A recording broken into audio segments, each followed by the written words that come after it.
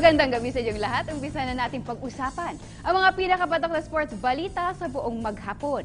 Naibok ng Pureford Star Hotshots ang semis date kontra San Miguel Beermen matapos i-dethrone ang defending champs Rain or Shine Elasto Painters. Ang buong detalye mula kay Angel Atienza.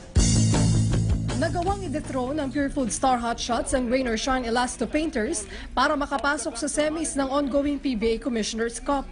Ayon kay Star Head Coach Chito Victolero, magiging maganda ang matchup nila kontra San Miguel Beermen na isa sa ani ay malalakas na team sa ngayon. Gayunpaman, kumpiyansa siyang kaya nilang makatapat sa Beermen na pangungunahan ni 3-time MVP Junmar Fajardo, import Charles Rhodes at current BPC leader Alex Cabagnot. Fajardo, Rhodes, and Santos, and plus their magnificent guards.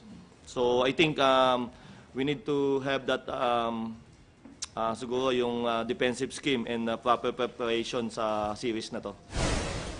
Sasandal ang Star kay current Commissioner's Cup Best Import Leader Ricardo Ratliff at sa mga Gunners gaya ni Paul Lee, Alain Maliksi at PJ Simon.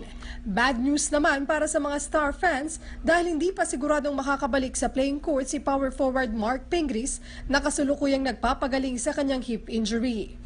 Kasi kailangan pa niyang umalis eh. So kung makakaalis siya this week or next week, so baka hindi na rin siya umabot. So yun lang. Ang sabi ko lang naman kay Ping, kung sakaling makabalik siya na mas maaga, mas maganda. Hindi man siya makalaro, at least nasa bench siya. Malaking tulong din yung nagagawa niya sa bench, yung leadership niya eh.